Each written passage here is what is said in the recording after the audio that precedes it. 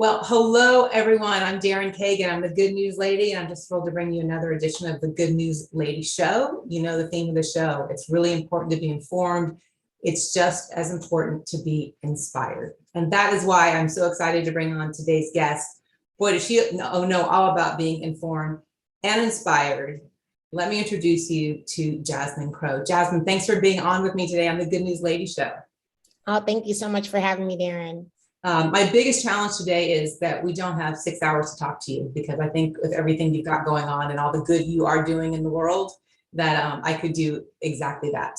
And there would be any time of year that would be great to talk to you, but especially right now when we're focused on food. And most people, so many people who are tuning in, their biggest food problem is thinking about what is and is not going on their Thanksgiving table. And of course, you know, because you have dedicated your life to this now, food and where it comes from and who gets it is a much, much bigger topic.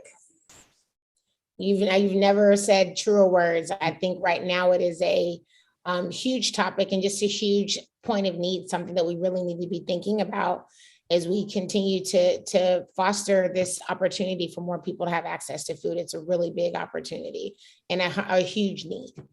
You have been on a hunger journey of sorts, getting involved a little bit, doing a little bit of good, and it's just gotten bigger and bigger and bigger. In a still nutshell, not to make a food pun there, but just briefly, what can you tell us about hunger that most people don't realize?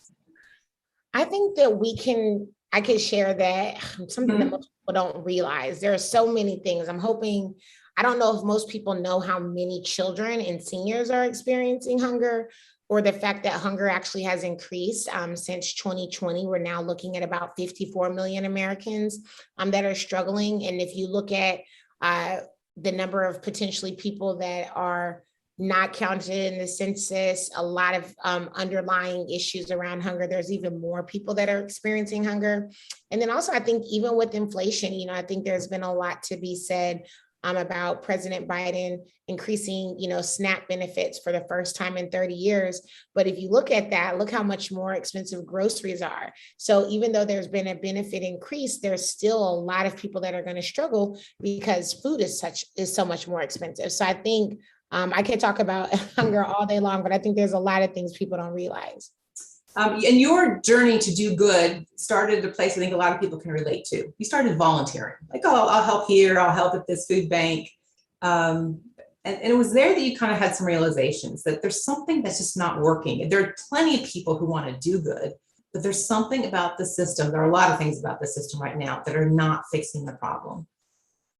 100%. I think, one of the things that I saw right away is that I just didn't think the food that we were providing to people a lot of times from this volunteer realm was good enough. I think that we were just giving people leftovers and scraps, and we were really creating what I called a vicious cycle that kept people really dependent on going to food banks and food pantries because they were not getting enough at one location to be able to actually make meals. And so I always say that there's a big difference in this country between access to food and access to meals, and really GooGooder is focused on getting people access to meals. Let's talk about GooGooder. It's your company, GOODR.co, GooGooder.co. You are in the business of attacking hunger. Attacking hunger and reducing food waste. So those are our kind of core services. We really sit at the middle. We are helping businesses divert all of their edible surplus food, instead of it going into landfill, it now goes to people in need. And then we're also helping them recycle the other food that otherwise would still go into landfill. So if it's not edible, if it's a sandwich that you ate half of that's going to end up going in the trash, we're helping them get that recycled so that we don't have food waste. So give me an example of how that works with a real company or a real place. Yeah, one of our bigger customers is the Atlanta airport. We are in the airport on a nightly basis. We inventory everything it is that each of those individual restaurants sell. They click on the item, tell us how many they have, and just request a pickup. And then our do-gooders go in, they pick up the items from every concessionaire, and it immediately gets delivered to one or multiple nonprofits, depending on how much food it is. And so I think it was one thing that's really interesting about your story is that you have created a business. It's not just a nonprofit, it is a business. You are in it to make the world a better place, but also to make money and have a successful company. Yeah, I think if you look at it, I mean, my background is in the nonprofit space. And so I could have easily made GooGooder a nonprofit. I've created so many nonprofits in my time. But what I saw is that businesses were already paying to throw the food away. So they were essentially paying somebody to toss this perfectly good food. And that became an issue for me. We looked at ourselves as a business because we really could show how we were helping them create a better sustainable product with the food, as opposed to just putting it in landfill, and how we were helping them reach their business goals. So that is why we chose not to be a nonprofit. And I also think with the work that we do on the hunger relief side, we can, as a business, offer very clear results. Like, this is exactly how much you gave us. These are the meals that we provided. These are the people that we gave it to. So the data is a lot more clear on how people are actually making a difference. The other thing I love about what you are doing, so that's a really big thing, right? Most people are not going to go create a whole company around it, but you also are drilling down into smaller spaces where you can really make an impact. I want to talk about what you are starting, because I'm sure this is not the only place you're going to make it happen, what you are starting at McNair Middle School in Atlanta. Yeah, we opened our first freestanding in-school grocery store in September, and it's doing amazing. We see about anywhere from 60 to 80 students and families shopping on a weekly basis. And our goal was that we see hunger not as an issue of scarcity, but really a matter of logistics. And through that, we believe that in order to combat hunger, you've got to meet people where they are. So you got to bring food to people. And so we built a grocery store inside of a Title I middle school where kids, students, or should I say students, teachers, staff, and their families can access this food every time that the school is open at no cost. And what does it look like? What's the vision? What's it supposed to have? How has it grown? How has it changed already? Yeah, I think the vision is that, the principal of McNair Middle School, Principal Madden, he describes it as like a mini Walmart or Target. So this store in particular has household items, it has toiletries, it has a freezer section, a refrigerated section, there is a produce section, shelf-stable items, and then reusable grocery bags. And so families can just easily fill up a bag and just get what they need. So sometimes people they could go hungry for like periods of time, right? So maybe it's like, I don't get paid until the 15th. It's the 12th. I'm just trying to make it through for these next 3 days. That's really where we come in. And we're really kind of like a wraparound service to help these families make it through so that the children never go without. And then that's a ripple, right? It's not just about, oh, here's a handout.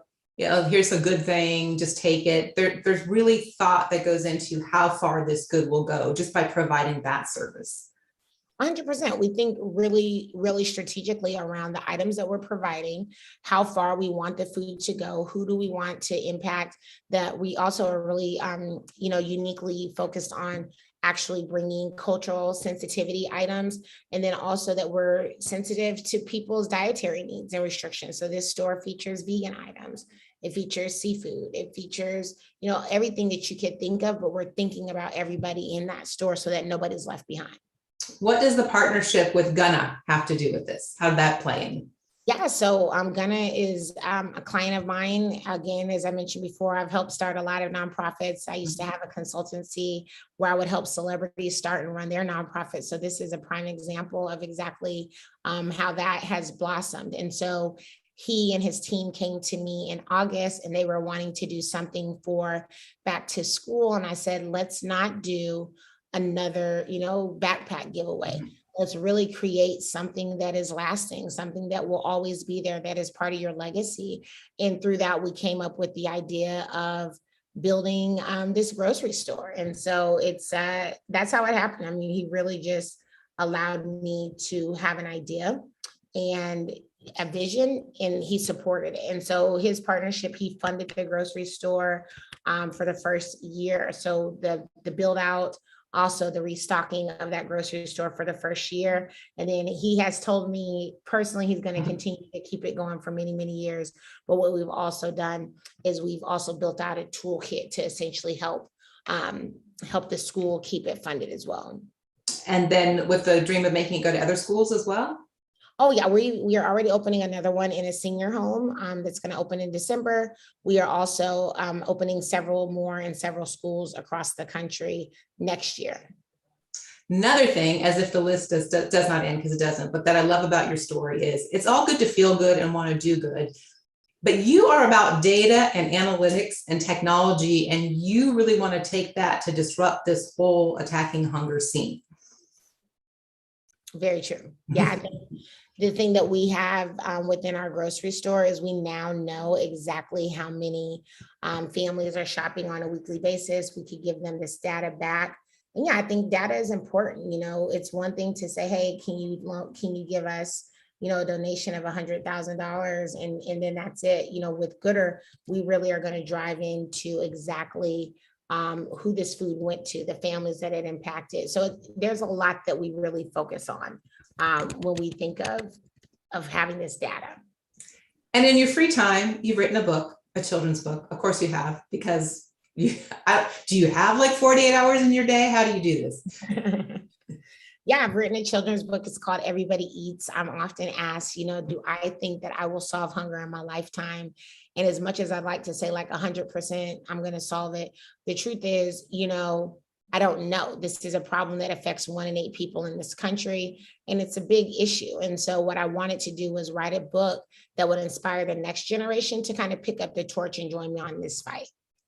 Which is yet another thing I love about you and your story. Yes, you want to solve everything, but even if you don't, that's enough. So that's a great message for people who are wanting to do good. You don't have to fix the whole thing, but you should do something. Exactly. I think there's something to be done no matter what. And also your story, you're not an overnight success. This has been an ongoing evolution. It has taken a while for things to really hit their stride. Yeah, I think, you know, I have been working on this. I've been working in this space for over a decade. I started feeding people out of my apartment that were living homeless on the streets. And so I've been doing this for a very long time. I started it for the right reasons. And I think that's important. You know, I didn't just start this just to just say like, hey, you know, I want to feed people and we're getting started. But I really did think through what it looks like. And how many people I'm going to serve and how I want to serve those people. So there's a big difference in kind of what we do and how we do it. And I really feel just honored to be doing this work. And I just always tell people, you know, it was definitely not an overnight success. I've been met with a lot of, you know, rejection and a lot of objections too, you know, like no way she should be able to do this. She's not a nonprofit. Why, you know, why is she getting this cover story, like just all kind of things. So it's definitely been a lot harder than it looks. Well, I follow you on Twitter, and so I know that you share sometimes the hard days too. You don't, that's another thing that I like, that you don't just make it all look glossy and easy. And there are days that even with all your success right now, that can be hard. Oh yeah, it's definitely hard. I think I'm very, very, very open. Yes, that you are. That you are open about how hard it is. I never shy away from that. Final question for somebody out there who's watching, who wants to try something hard, wants to tackle a hard problem that we have in our society. It might be hunger, it might be something totally different, but has those same voices in their head. It's too big. I'll never be successful. It's going to take a long time. What would you say to them? I would just say to them, you know, get those negative thoughts out of your head, because I think I had those same negative thoughts. And had I not gotten started, so many people that now have access to food because of my company would not be eating today. And so, you know, that's my focus, is just to tell you guys to get those negative thoughts out of your head and get started. And especially if you are doing something that is going to be for the betterment of people, like you're trying to help feed people, you're trying to help the environment, you're trying to help the planet, anything of that nature that you're trying to do, I think is really important. Like, I think you've got to get around it and you got to get out here and get started. Like, there's nothing wrong with this. Awesome. That is great. Jasmine, thank you so much. Jasmine Crowe, her company is GooGooder. So if you're looking for more, you can find her at gooder.co. So that's GOODR.co. And you can also follow her on Twitter, like I do. Good luck with all your big efforts. You're such a treasure to the city of Atlanta and Georgia in general, and just the world. You're a shining light. Thank you, Jasmine. Thank you so much. And that's Jasmine Crowe. I'm Darren Kagan, the Good News Lady. You can find me on Facebook, Twitter, although I don't love Twitter for myself, Twitter, LinkedIn, YouTube, we're live there. And then we're going to take the story. We're kind of letting you see how the sausage is made by doing the interviews live. We're going to take this, enhance it, and you can find an even better version in a few days up on our home, our true home, which is Loco Plus. Thanks for joining us. And remember to be informed and also inspired. And also send me your good news. Who do I need to be talking to? We'll talk soon.